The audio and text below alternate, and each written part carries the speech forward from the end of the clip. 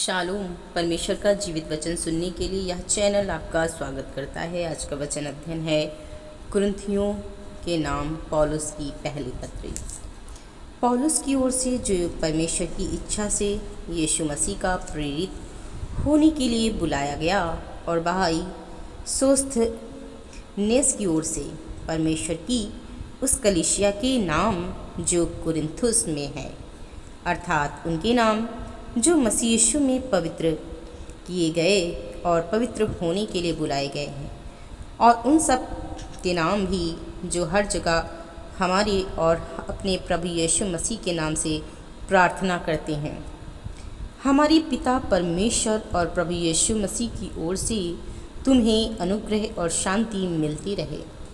मैं तुम्हारे विषय में अपने परमेश्वर का धन्यवाद सदा करता हूँ, इसलिए कि परमेश्वर का यह अनुग्रह तुम पर मसीह यीशु में हुआ कि उसमें होकर तुम हर बात में अर्थात सारे वचन और सारे ज्ञान में धनी किए गए, कि मसीह की गवाही तुम में पक्की निकली, यहाँ तक कि किसी वरदान में तुम्हें घटी नहीं, और तुम हमारे प्रभु यीशु मसीह के प्रकट होने की बाट जोहते रहते हो, और तुम्हें अंत तक दृढ़ भी करेगा, और तुम हमारे प्रभु यीशु मसीह के दिन में निर्दोष ठहरो।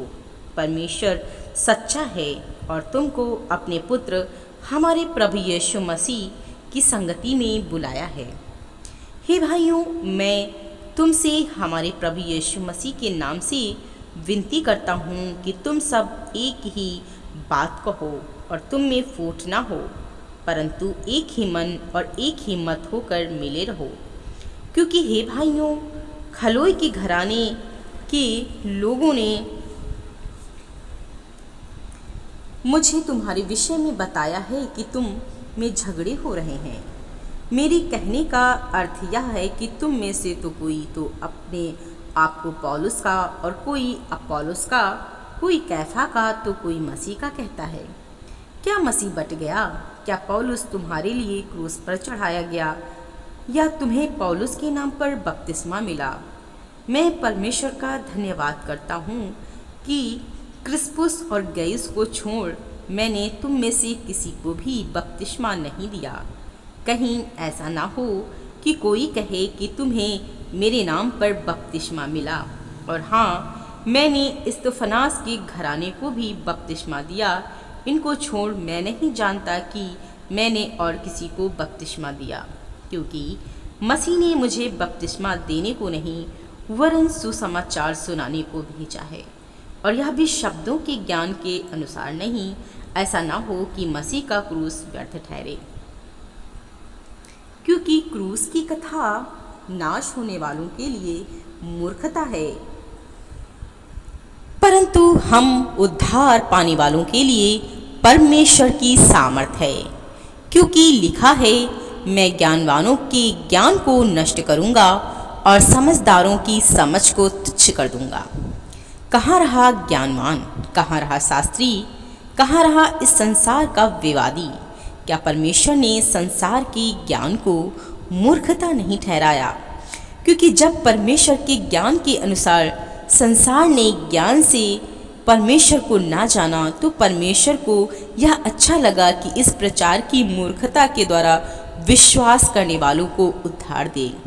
यहूदी तो चिन्ह चाहते हैं और यूनानी ज्ञान की खोज में हैं, परंतु हम तो उस क्रूस पर चढ़ाई हुई मसीह का प्रचार करते हैं, जो यहूदियों के लिए ठोकर का कारण और अन्य जातियों के लिए मूर्खता है। परंतु जो बुलाए हुए हैं, क्या यहूदी क्या यूनानी, उनके निकट मसीह परमेश्वर की सामर्थ और परमेश्वर का ज्ञान है। क्योंकि परमेश्वर की मूर्खता मनुष्यों के ज्ञान से ज्ञानवान है, और परमेश्वर की निर्बलता मनुष्यों के बल से बहुत बलवान है।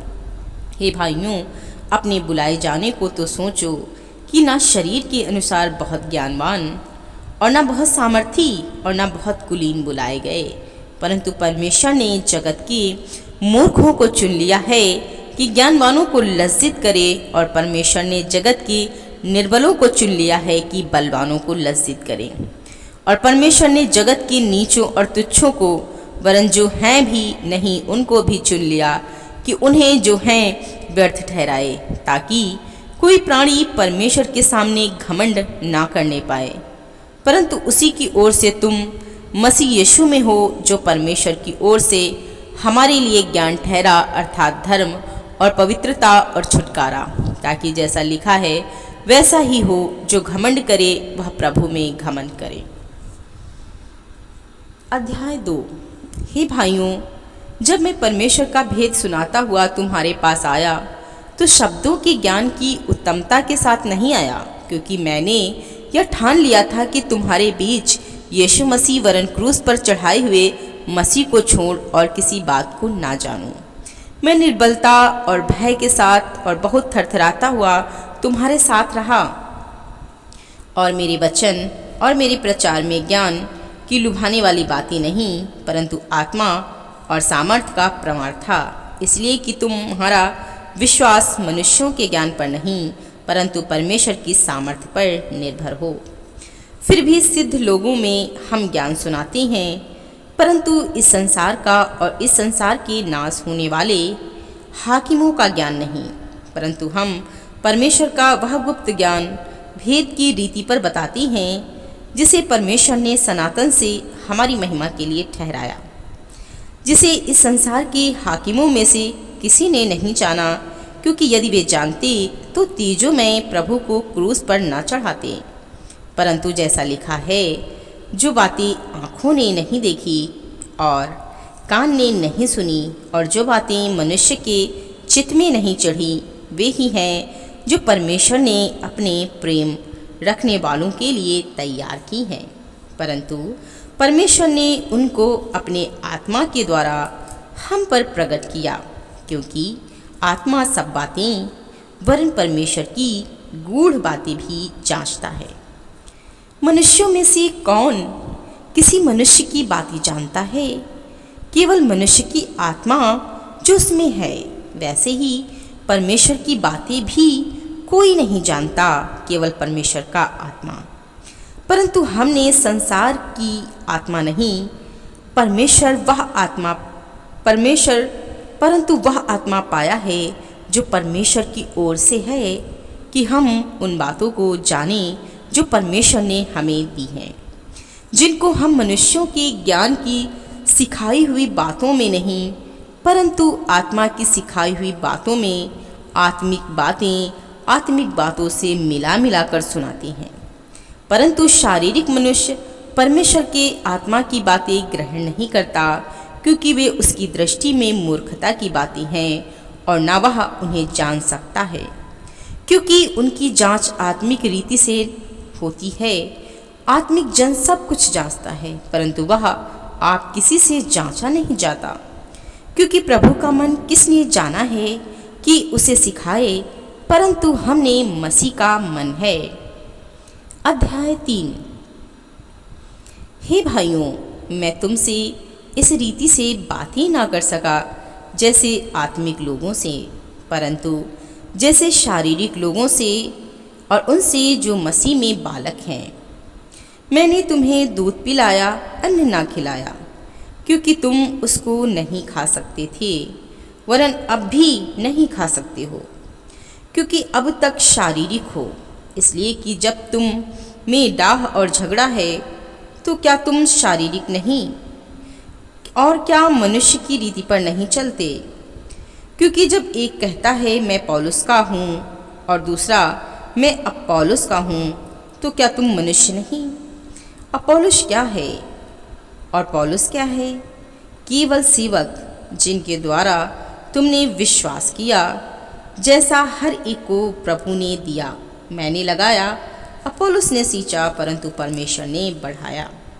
इसलिए ना तो लगाने वाला कुछ है और ना सींचने वाला, परंतु परमेश्वर ही है सब कुछ है जो बढ़ाने वाला है। लगाने वाला और सींचने वाला दोनों एक हैं, परंतु हर एक व्यक्ति अपने ही परिश्रम के अनुसार अपनी ही मजदूरी पाएगा। क्योंकि हम परमेश्वर के सहकर्मी हैं, तुम परमेश्वर की खेती और परमेश्वर की रचना हो। परमेश्वर के उस अनुग्रह के अनुसार जो मुझे दिया गया मैंने बुद्धिमान राजमिस्त्री के समान नींव डाली, और दूसरा उस पर रद्दा रखता है। परंतु हर एक मनुष्य चौकस रहे कि वह उस पर कैसा रद्दा रखता है, क्योंकि उस नींव को छोड़ जो पड़ी है और वह यीशु मसीह है, कोई दूसरी नींव नहीं डाल सकता। यदि कोई इस नींव पर सोना या चांदी या बहुमूल्य पत्थर या काठ या घास या फूस का रद्दा रखे, तो हर एक का काम प्रकट हो जाएगा, क्योंकि वह दिन उसे बताएगा, इसलिए कि आग के साथ प्रकट होगा, और वह आग हर एक का काम परखेगी कि कैसा है। जिसका काम उस पर बना हुआ स्थिर रहेगा वह मजदूरी पाएगा। यदि किसी का काम जल जाएगा तो वह हानि उठाएगा, पर वह आप बच जाएगा, परंतु जलते जलते। क्या तुम नहीं जानते कि तुम परमेश्वर का मंदिर हो और परमेश्वर का आत्मा तुम में वास करता है? यदि कोई परमेश्वर के मंदिर को नष्ट करेगा तो परमेश्वर उसे नष्ट करेगा, क्योंकि परमेश्वर का मंदिर पवित्र है और वह तुम हो। कोई अपने आप को धोखा ना दे। यदि तुम में से कोई इस संसार में अपने आप को ज्ञानी समझे तो मूर्ख बने कि ज्ञानी हो जाए, क्योंकि इस संसार का ज्ञान परमेश्वर के निकट मूर्खता है। जैसा लिखा है, वह ज्ञानियों को उनकी चतुराई में फंसा देता है, और फिर प्रभु ज्ञानियों के विचारों को जानता है कि वे व्यर्थ हैं। इसलिए मनुष्यों पर कोई घमंड ना करे, क्योंकि सब कुछ तुम्हारा है। क्या पौलुस, क्या अपोलुस, क्या कैफा, क्या जगत, क्या जीवन, क्या मरण, क्या वर्तमान, क्या भविष्य, सब कुछ तुम्हारा है, और तुम मसीह के हो और मसीह परमेश्वर का है। अध्याय 4। मनुष्य हमें मसीह के सेवक और परमेश्वर के भेदों का भंडारी समझे, और यहाँ भंडारी में यह बात देखी जाती है कि वह विश्वास योग्य हो।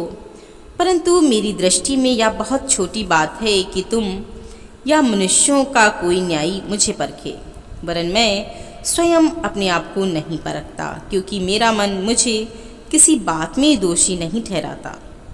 परंतु इससे मैं निर्दोष नहीं ठहरता, क्योंकि मेरा परखने वाला प्रभु है। इसलिए जब तक प्रभु न आए, समय से पहले किसी बात का न्याय ना करो। वही अंधकार की छिपी बातें ज्योति में दिखाएगा और मनों के अभिप्रायों को प्रकट करेगा। तब परमेश्वर की ओर से हर एक की प्रशंसा होगी।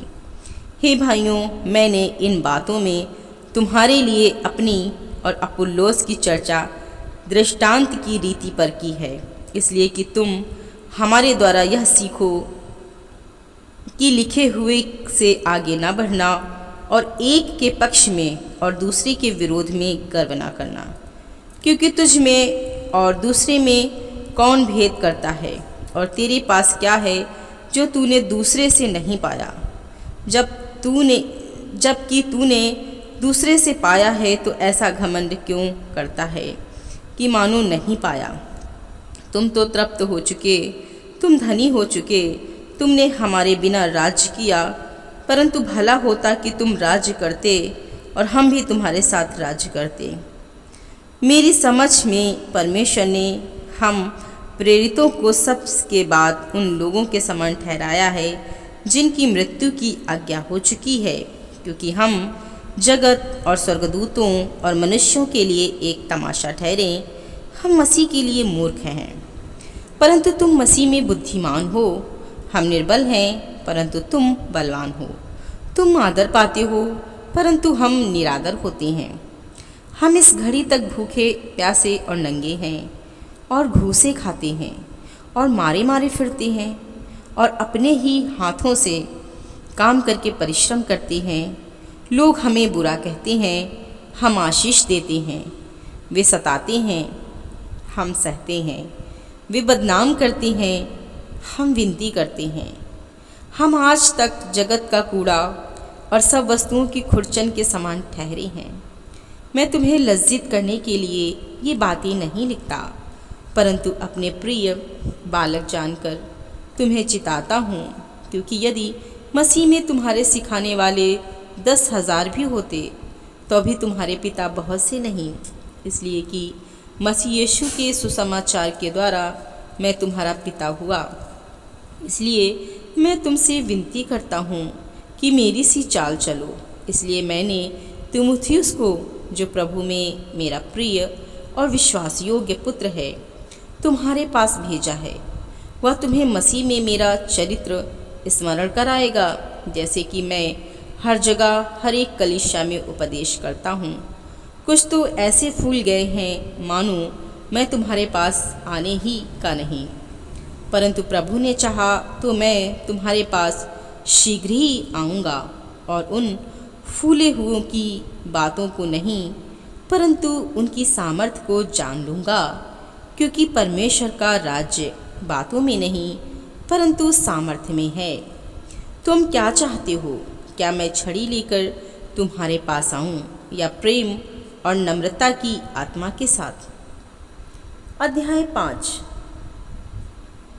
यहाँ तक सुनने में आता है कि तुम में व्यभिचार होता है, वरन ऐसा व्यभिचार जो अन्य जातियों में भी नहीं होता, कि एक मनुष्य अपने पिता की पत्नी को रखता है। और तुम शोक तो नहीं करते, जिससे ऐसा काम करने वाला तुम्हारे बीच में से निकाला जाता, परंतु घमंड करते हो। मैं तो शरीर के भाव से दूर था, परंतु आत्मा के भाव से तुम्हारे साथ होकर मानो उपस्थित की दशा में ऐसे काम करने वाले के विषय में यह आज्ञा दे चुका कि जब तुम और मेरी आत्मा हमारे प्रभु यीशु मसीह की सामर्थ्य के साथ इकट्ठा हो, तो ऐसा मनुष्य हमारे प्रभु यीशु मसीह के नाम से शरीर के विनाश के लिए शैतान को सौंपा जाए, ताकि उसकी आत्मा प्रभु यीशु मसीह के दिन में उद्धार पाए। तुम्हारा घमंड करना अच्छा नहीं। क्या तुम नहीं जानते कि थोड़ा सा खमीर पूरे गुथे हुए आटे को खमीर कर देता है? पुराना खमीर निकालकर अपने आप को शुद्ध करो कि नया गुथा हुआ आटा बन जाओ, ताकि तुम अखमीरी हो, क्योंकि हमारा भी फसह जो मसीह है बलिदान हुआ। इसलिए आओ हम उत्सव में आनंद मनावें, ना तो पुराने खमीर से और ना बुराई और दुष्टता के खमीर से, परंतु सिधाई और सच्चाई की अखमीरी रोटी से। मैंने अपनी पत्री में तुम्हें लिखा है कि व्यभिचारियों की संगति ना करना। यह नहीं कि तुम बिल्कुल इस जगत के व्यभिचारियों या लोभियों या अंधेर करने वालों या मूर्ति पूजक को की संगति ना करो, क्योंकि इस दशा में तो तुम्हें जगत में से निकल जाना ही पड़ेगा। पर मेरा कहना यह नहीं, यदि कोई भाई कहलाकर व्यभिचार या लोभी या मूर्ति पूजक या गाली देने वाला या पियक्कड़ या अंधेर करने वाला हो, तो उसकी संगति मत करना, वरन ऐसे मनुष्य के साथ खाना भी ना खाना, क्योंकि मुझे बाहर वालों का न्याय करने से क्या काम? क्या तुम भीतर वालों का न्याय नहीं करते? परंतु बाहर वालों का न्याय परमेश्वर करता है, इसलिए उस कुकर्मी को अपने बीच में से निकाल दो। अध्याय 6। क्या तुम में से किसी को यह हियाव है कि जब दूसरे के साथ झगड़ा हो तो फैसले के लिए अधर्मियों के पास जाएं और पवित्र लोगों के पास ना जाएं? क्या तुम नहीं जानते कि पवित्र लोग जगत का न्याय करेंगे? इसलिए जब तुम्हें जगत का न्याय करना है, तो क्या तुम छोटे से छोटे झगड़ों का भी निर्णय करने के योग्य नहीं? क्या तुम नहीं जानते कि हम स्वर्गदूतों का न्याय करेंगे? तो क्या संसारिक बातों का निर्णय ना करें? यदि तुम्हें संसारिक बातों का निर्णय करना हो, तो क्या उन्हीं को बैठाओगे जो कलीसिया में कुछ नहीं समझे जाते? मैं तुम्हें लज्जित करने के लिए यह कहता हूँ, क्या सचमुच तुम में एक भी बुद्धिमान नहीं मिलता जो अपने भाइयों का निर्णय कर सके? तुम में भाई भाई में मुकदमा होता है, और वह भी अविश्वासियों के सामने। परंतु सचमुच तुम में बड़ा दोष तो यह है कि आपस में मुकदमा करते हो। अन्याय क्यों नहीं सहते? अपनी हानि क्यों नहीं सहते? परंतु तुम तो स्वयं अन्याय करते और हानि पहुंचाते हो, और वह भी भाइयों को। क्या तुम नहीं जानते कि अन्यायी लोग परमेश्वर के राज्य के वारिस न होंगे। धोखा न खाओ, न वेश्यागामी, न मूर्ति पूजक, न परस्त्रीगामी, न लुच्चे, न पुरुषगामी, न चोर, न लोभी, न पियक्कड़, न गाली देने वाले, न अंधेर करने वाले परमेश्वर के राज्य के वारिस होंगे। और तुम में से कितने ऐसे ही थे, परंतु तुम प्रभु यीशु मसीह के नाम से और हमारे परमेश्वर के आत्मा से धोए गए और पवित्र हुए और धर्मी ठहरे। सब वस्तुएं मेरे लिए उचित तो हैं, परंतु सब वस्तुएं लाभ की नहीं। सब वस्तुएं मेरे लिए उचित हैं, परंतु मैं किसी बात के अधीन न होऊंगा। भोजन पेट के लिए और पेट भोजन के लिए है, परंतु परमेश्वर इसको और उसको दोनों को नष्ट करेगा। परंतु देह व्यभिचार के लिए नहीं, वरन प्रभु के लिए है, और प्रभु देह के लिए है। हमें परमेश्वर ने अपनी सामर्थ्य से प्रभु को जिलाया और हमें भी जिलाएगा। क्या तुम नहीं जानते कि तुम्हारी देह मसीह के अंग हैं? तो क्या मैं मसीह के अंग लेकर उन्हें वेश्या के अंग बनाऊं? कदापि नहीं। क्या तुम नहीं जानते कि जो कोई वेश्या से संगति करता है वह उसके साथ एक तन हो जाता है? क्योंकि लिखा है, वे दोनों एक तन होंगे। और जो प्रभु की संगति में रहता है वह उसके साथ एक आत्मा हो जाता है। व्यभिचार से बचे रहो।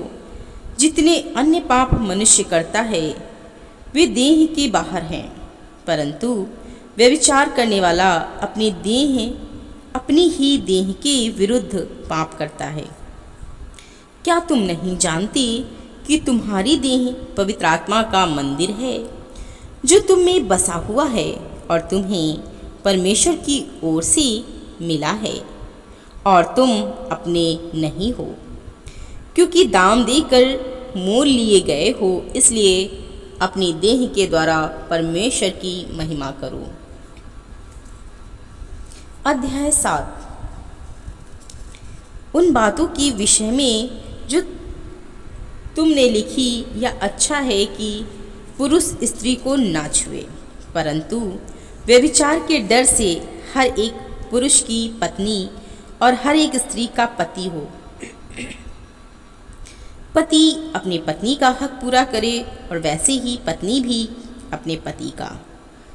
पत्नी को अपनी देह पर अधिकार नहीं, पर उसके पति का अधिकार है। वैसे ही पति को भी अपनी देह पर अधिकार नहीं, परंतु पत्नी का है।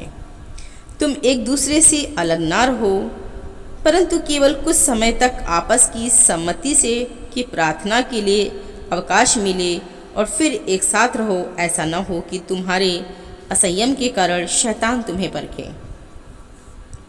परंतु मैं जो यह कहता हूँ कि वह अनुमति है, ना कि आज्ञा। मैं यह चाहता हूँ कि जैसा मैं हूँ वैसा ही सब मनुष्य हों, परंतु हर एक को परमेश्वर की ओर से विशेष विशेष वरदान मिले हैं, किसी को किसी प्रकार का और किसी को किसी और प्रकार का। परंतु मैं अविवाहितों और विधवाओं के विषय में कहता हूँ कि उनके लिए ऐसा ही रहना अच्छा है जैसा मैं हूँ। परंतु यदि वे संयम ना रख सकें तो विवाह करें, क्योंकि विवाह करना कामातुर रहने से भला है। जिनका विवाह हो गया है उनको मैं नहीं, वरन प्रभु आज्ञा देता है कि पत्नी अपने पति से अलग ना हो, और यदि अलग भी हो जाए तो बिन दूसरा विवाह किए रहे, या अपने पति से फिर मेल कर ले, और ना पति अपनी पत्नी को छोड़े। दूसरों से प्रभु नहीं, परंतु मैं ही कहता हूँ, यदि किसी भाई की पत्नी विश्वास ना रखती हो और उसके साथ उसके रहने से प्रसन्न हो, तो वह उसे ना छोड़े। जिस स्त्री का पति विश्वास ना रखता हो और उसके साथ रहने से प्रसन्न हो, वह पति को ना छोड़े, क्योंकि ऐसा पति जो विश्वास ना रखता हो वह पत्नी के कारण पवित्र ठहरता है, और ऐसी पत्नी जो विश्वास नहीं रखती पति के कारण पवित्र ठहरती है। नहीं तो तुम्हारे बाल बच्चे अशुद्ध होते, परंतु अब तो पवित्र हैं। परंतु जो पुरुष विश्वास नहीं रखता, यदि वह अलग हो तो होने दे, 2. ऐसी दशा में कोई भाई या बहन बंधन में नहीं। परमेश्वर ने हमें मेल मिलाप के लिए बुलाया है, क्योंकि हे स्त्री, तू क्या जानती है कि तू अपने पति का उद्धार करा लेगी? और हे पुरुष, क्या तू जानता है कि तू अपनी पत्नी का उद्धार करा लेगा? जैसा प्रभु ने हर एक को बांटा है और जैसा परमेश्वर ने हर एक को बुलाया है, वैसा ही वह चले। मैं सब कलीसियाओं में ऐसा ही ठहराता हूँ, जो खतना किया हुआ बुलाया गया हो वह खतना रहित ना बने, और जो खतना रहित बुलाया गया हो वह खतना ना कराए। ना खतना कुछ है और ना खतना रहित, परंतु परमेश्वर की आज्ञाओं को मानना ही सब कुछ है। हर एक जन जिस दशा में बुलाया गया हो उसी में रहे। यदि तू दास की दशा में बुलाया गया हो तो चिंता ना कर, परंतु यदि तू स्वतंत्र हो सके तो ऐसा ही काम कर, क्योंकि जो दास की दशा में प्रभु में बुलाया गया है वह प्रभु का स्वतंत्र किया हुआ है। जैसा वैसे ही जो स्वतंत्रता की दशा में बुलाया गया है वह मसीह का दास है। तुम दाम देकर मोल लिए गए हो, मनुष्यों के दास ना बनो। हे भाइयों, जो कोई इस दशा में बुलाया गया हो वह उसी में परमेश्वर के साथ रहे। कुंवारियों के विषय में प्रभु की कोई आज्ञा मुझे नहीं मिली, परंतु विश्वास योग्य होने के लिए जैसी दया प्रभु ने मुझ पर की है उसी के अनुसार सम्मति देता हूँ। मेरी समझ में यह अच्छा है कि आजकल क्लेश के कारण मनुष्य जैसा है वैसा ही रहे। यदि तेरी पत्नी है तो उससे अलग होने का यत्न ना कर, और यदि तेरे पत्नी नहीं तो पत्नी की खोज ना कर। परंतु यदि तू विवाह भी करे तो पाप नहीं, और यदि कुंवारी ब्याही जाए तो कोई पाप नहीं। परंतु ऐशों को शारीरिक दुख होगा और मैं बचाना चाहता हूँ। हे भाइयों, मैं यह चाहता हूँ कि समय कम किया गया है, इसलिए चाहिए कि जिनके पत्नी हों वे ऐसे हों मानो उनके पत्नी नहीं, और रोने वाले ऐसे हों मानो रोते नहीं, और आनंद करने वाले ऐसे हों मानो आनंद नहीं करते, और मोल लेने वाले ऐसे हों मानो उनके पास कुछ है ही नहीं, और इस संसार के साथ व्यवहार करने वाले ऐसे हों कि संसार ही के ना हो लें, क्योंकि इस संसार की रीति और व्यवहार बदलते जाते हैं। अतः मैं यह चाहता हूँ कि तुम्हें चिंता ना हो। अविवाहित पुरुष प्रभु की बातों की चिंता में रहता है कि प्रभु को कैसे प्रसन्न रखे, परंतु विवाहित मनुष्य संसार की बातों की चिंता में रहता है कि अपनी पत्नी को किस रीति से प्रसन्न रखे। विवाहिता और अविवाहिता में भी भेद है। अविवाहिता प्रभु की चिंता में रहती है कि वह देह और आत्मा दोनों में पवित्र हो, परंतु विवाहिता संसार की चिंता में रहती है कि अपने पति को प्रसन्न रखे। मैं यह बात तुम्हारे ही लाभ के लिए कहता हूँ, ना कि तुम्हें फंसाने के लिए, वरन इसलिए कि जैसा शोभा देता है वैसा ही किया जाए कि तुम एकचित होकर प्रभु की सेवा में लगे रहो। यदि कोई यह समझे कि मैं अपनी उस कुंवारी का हक मार रहा हूँ जिसकी जवानी ढल रही है और आवश्यकता भी हो, तो जैसा चाहे वैसा करे, इसमें पाप नहीं, वह उसका विवाह होने दे।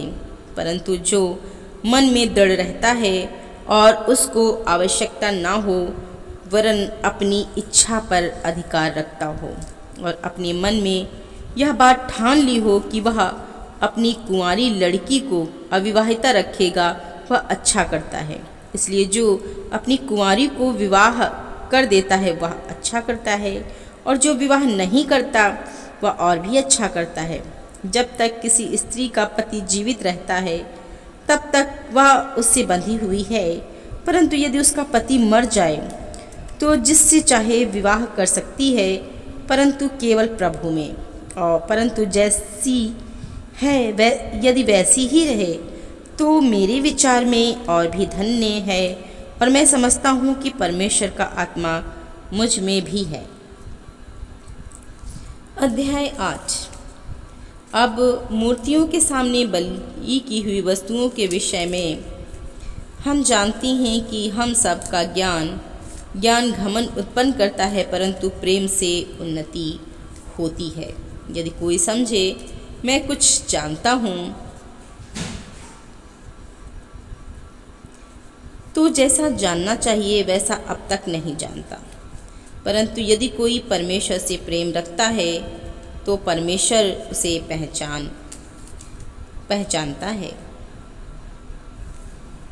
अतः मूर्तियों के सामने बलि की हुई वस्तुओं के खाने के विषय में हम जानते हैं कि मूर्ति जगत में कोई वस्तु नहीं और एक को छोड़ और कोई परमेश्वर नहीं। यद्यपि आकाश में और पृथ्वी पर बहुत से ईश्वर कहलाते हैं, जैसा कि बहुत से ईश्वर और बहुत से प्रभु हैं, तो भी हमारे लिए तो एक ही परमेश्वर है, अर्थात पिता, जिसकी ओर से सब वस्तुएं हैं और हम उसी के लिए हैं। और एक ही प्रभु है, अर्थात यीशु मसीह, जिसके द्वारा सब वस्तुएं हुई और हम भी उसी के द्वारा हैं। पर सब को यह ज्ञान नहीं, परंतु कुछ तो अब तक मूर्ति को कुछ समझने के कारण मूर्तियों के सामने बलि की हुई वस्तु को कुछ समझकर खाते हैं और उनका विवेक निर्बल होने के कारण अशुद्ध हो जाता है। भोजन हमें परमेश्वर के निकट नहीं पहुंचाता। यदि हम ना खाएं तो हमारी कुछ हानि नहीं, और यदि खाएं तो कुछ लाभ नहीं। परंतु सावधान, ऐसा ना हो कि तुम्हारी यह स्वतंत्रता कहीं निर्बलों के लिए ठोकर का कारण हो जाए। क्योंकि यदि कोई तुझे ज्ञानी को मूर्ति के मंदिर में भोजन करते देखे और वह निर्बल जन हो, तो क्या उसके विवेक को मूर्ति के सामने बलि की हुई वस्तु खाने का साहस ना हो जाएगा। इसी रीति से तेरे ज्ञान के कारण वह निर्बल भाई, जिसके लिए मसीह मरा, नष्ट हो जाएगा। इस प्रकार भाइयों के विरुद्ध अपराध करने से और उनके निर्बल विवेक को चोट पहुंचाने से तुम मसीह के विरुद्ध अपराध करते हो। इस कारण यदि भोजन मेरे भाई को ठोकर खिलाए, तो मैं कभी किसी रीति से मांस ना खाऊंगा, ना हो कि मैं अपने भाई के लिए ठोकर का कारण बनूं। अध्याय 9। क्या मैं स्वतंत्र नहीं? क्या मैं प्रेरित नहीं? क्या मैंने यीशु को, जो हमारा प्रभु है, नहीं देखा? क्या तुम प्रभु में मेरे बनाए हुए नहीं? यदि मैं दूसरों के लिए प्रेरित नहीं, तो भी तुम्हारे लिए तो हूँ,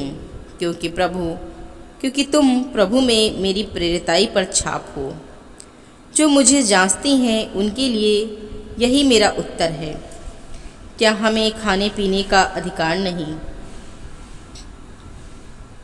क्या हमें यह अधिकार नहीं कि किसी मसीही बहन के साथ विवाह करके उसे लिए फिरें, जैसा अन्य प्रेरित और प्रभु के भाई और कैफा करती हैं? या केवल मुझे और बरनबास को ही अधिकार नहीं कि कमाई करना छोड़ें? कौन कभी अपनी गिरह से खाकर सिपाही का काम करता है? कौन दाख की बारी लगाकर उसका फल नहीं खाता? कौन भेड़ों की रखवाली करके उनका दूध नहीं पीता? क्या मैंने ये बातें मनुष्य ही की रीति पर बोलता हूँ? क्या व्यवस्था भी यही नहीं कहती? क्योंकि मूसा की व्यवस्था में लिखा है, दावते समय चलते हुए बैल का मुंह न बांधना। क्या परमेश्वर बैलों ही की चिंता करता है? यह विशेष करके हमारे लिए कहता है। हाँ, हमारे लिए ही लिखा गया है, क्योंकि उचित है कि जोतने वाला आशा से जोते और दावने वाला भागी होने की आशा से दावनी करें। अतः जबकि हमने तुम्हारे लिए आत्मिक वस्तुएं बोई, तो क्या यह कोई बड़ी बात है कि तुम्हारी शारीरिक वस्तुओं की फसल काटें? जब दूसरों का तुम पर यह अधिकार है, तो क्या हमारा इससे अधिक ना होगा? परंतु हम यह अधिकार काम में नहीं लाए, परंतु सब कुछ सहते हैं कि हमारे द्वारा मसीह के सुसमाचार में कुछ रुकावट ना हो। क्या तुम नहीं जानते कि जो मंदिर में सेवा करते हैं वे मंदिर में से खाते हैं, और जो वेदी की सेवा करते हैं वे वेदी के साथ भागी होते हैं? इसी रीत से प्रभु ने भी ठहराया कि जो लोग सुसमाचार सुनाते हैं उनकी जीविका सुसमाचार से हो। परंतु मैं इनमें से कोई भी बात काम में न लाया, और मैं इन्हें ये बातें इसलिए नहीं लिखी कि मेरे लिए ऐसा किया जाए, क्योंकि इससे तो मेरा मरना ही भला है कि कोई मेरे घमंड को व्यर्थ ठहराए। यदि मैं सुसमाचार सुनाऊं तो मेरे लिए कुछ घमंड की बात नहीं, क्योंकि यह तो मेरे लिए अवश्य है। यदि मैं सुसमाचार ना सुनाऊं तो मुझ पर हाय, क्योंकि यदि अपनी इच्छा से यह करता हूँ तो मजदूरी मुझे मिलती है, और यदि अपनी इच्छा से नहीं करता तो भी भंडारीपन मुझे सौंपा गया है। तो मेरी कौन सी मजदूरी है यह कि सुसमाचार सुनाने में मैं मसीह का सुसमाचार सेंत मेत कर दूं, यहाँ तक कि सुसमाचार में जो मेरा अधिकार है उसको भी मैं पूरी रीति से काम में ना लाऊं। क्योंकि सबसे स्वतंत्र होने पर भी मैंने अपने आप को सबका दास बना दिया कि अधिक लोगों को खींच लाऊं। मैं यहूदियों के लिए यहूदी बना कि यहूदियों को खींच लाऊं। जो लोग व्यवस्था के अधीन हैं उनके लिए मैं व्यवस्था के अधीन ना होने पर भी व्यवस्था के अधीन बना कि उन्हें जो व्यवस्था के अधीन है खींच लाऊं।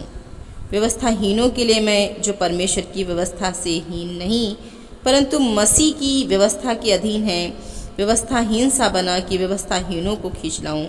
मैं निर्बलों के लिए निर्बल सा बना और निर्बलों को खींच लाऊं। मैं सब मनुष्यों के लिए सब कुछ बना कि किसी न किसी रीति से कई एक का उद्धार कराऊं। मैं यह सब कुछ सुसमाचार के लिए करता हूँ और औरों के साथ उसका भागी हो जाऊं। क्या तुम नहीं जानती कि दौड़ में तो दौड़ते सभी हैं, परंतु इनाम एक ही ले जाता है। तुम वैसे ही दौड़ो कि जीतो। हर एक पहलवान सब प्रकार का संयम करता है।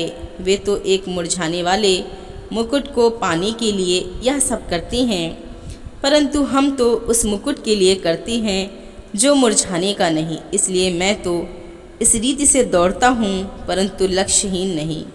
मैं भी इसी रीति से मुक्कों से लड़ता हूँ, परंतु उसके समान नहीं जो हवा पेटता हुआ लड़ता है। परंतु मैं अपनी देह को मारता कूटता और वश में लाता हूँ, ऐसा न हो कि औरों का प्रचार करके मैं आप ही किसी रीति से निकम्मा ठहरूं। अध्याय 10।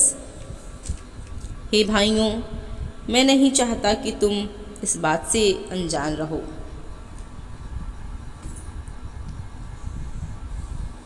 कि हमारे सब बाप दादे बादल के नीचे थे और सब के सब समुद्र के बीच से पार हो गए, और सब ने बादल में और समुद्र में मूसा का बपतिस्मा लिया, और सब ने एक ही आत्मिक भोजन किया, और सब ने एक ही आत्मिक जल पिया, क्योंकि वे उस आत्मिक चट्टान से पीते थे जो उनके साथ साथ चलती थी, और वह चट्टान मसीह था। परंतु परमेश्वर उनमें से बहुतों से प्रसन्न ना हुआ, इसलिए वे जंगल में ढेर हो गए। ये बातें हमारे लिए दृष्टांत ठहरी कि जैसे उन्होंने लालच किया वैसे हम बुरी वस्तुओं का लालच ना करें, और ना तुम मूर्ति पूजक बनो जैसे कि उनमें से कितने बन गए थे। जैसा लिखा है, लोग खाने पीने बैठे और खेलने कूदने लग उठे। और ना हम व्यभिचार करें जैसा उनमें से कितनों ने किया, और एक दिन में 23,000 मर गए। और ना हम प्रभु को परखें जैसा उनमें से कितनों ने किया और सांपों के द्वारा नष्ट किए गए। और ना तुम कुड़कुड़ाओ जिस रीत से उनमें से कितने कुड़कुड़ाए और नष्ट करने वालों के द्वारा नष्ट किए गए। परंतु ये सब बातें जो उन पर पड़ी दृष्टांत की रीति पर थी, और वे हमारी चेतावनियों के लिए जो जगत के अंतिम समय में रहते हैं लिखी गई हैं। इसलिए जो समझता है मैं स्थिर हूँ वह चौकस रहे कि कहीं गिर ना पड़े। तुम किसी ऐसी परीक्षा में नहीं पड़े जो मनुष्य के सहने से बाहर है। परमेश्वर सच्चा है और वह तुम्हें सामर्थ्य से बाहर परीक्षा में ना पड़ने देगा, वरन परीक्षा के साथ निकास भी करेगा कि तुम सह सको। इस कारण हे मेरे प्रियो, मूर्ति पूजा से बचे रहो। मैं बुद्धिमान जानकर तुमसे कहता हूँ, जो मैं कहता हूँ उसे तुम परखो। वह धन्यवाद का कटोरा जिस पर हम धन्यवाद करते हैं, क्या मसीह के लहू की सहभागिता नहीं? वह रोटी जिसे हम तोड़ते हैं, क्या वह मसीह की देह की सहभागिता नहीं? इसलिए कि एक ही रोटी है, तो हम भी जो बहुत हैं एक देह हैं, क्योंकि हम सब उसकी एक रोटी में भागी होते हैं। जो शरीर के भाव से इस्राएली हैं, उनको देखो, क्या बलिदानों के खाने वाले वेदी के सहभागी नहीं? फिर मैं क्या कहता हूँ, क्या यह कि मूर्ति पर चढ़ाया गया बलिदान कुछ है या मूर्ति कुछ है? नहीं, वरन यह कि अन्य जाति जो बलिदान करती हैं वे परमेश्वर के लिए नहीं परंतु दुष्ट आत्माओं के लिए बलिदान करती हैं। और मैं नहीं चाहता कि तुम दुष्ट आत्माओं के सहभागी हो। तुम प्रभु की कटोरी और दुष्ट आत्माओं की कटोरी दोनों में से नहीं पी सकते। तुम प्रभु की मेज और दुष्ट आत्माओं की मेज दोनों के साझी नहीं हो सकते। क्या हम प्रभु को क्रोध दिलाते हैं? क्या हम उससे शक्तिमान हैं? सब वस्तुएं मेरे लिए उचित तो हैं, परंतु सब लाभ की नहीं। सब वस्तुएं मेरे लिए उचित तो हैं, परंतु सब वस्तुओं से उन्नति नहीं। कोई अपनी ही भलाई नहीं वरन दूसरों की भलाई को ढूंढे। जो कुछ कसाईयों के यहाँ बिकता है वह खाओ और विवेक के कारण कुछ ना पूछो, क्योंकि पृथ्वी और उसकी भरपूरी प्रभु की है। यदि अविश्वासियों में से कोई तुम्हें न्योता दे और तुम जाना चाहो, तो जो कुछ तुम्हारे सामने रखा जाए वही खाओ और विवेक के कारण कुछ ना पूछो। परंतु यदि कोई तुमसे कहे यह तो मूर्ति की बलि की हुई वस्तु है, तो उसी बताने वाले के कारण और विवेक के कारण ना खाओ। मेरा मतलब तेरा विवेक नहीं परंतु उस दूसरे का। भला मेरी स्वतंत्रता दूसरे के विचार से क्यों परखी जाए?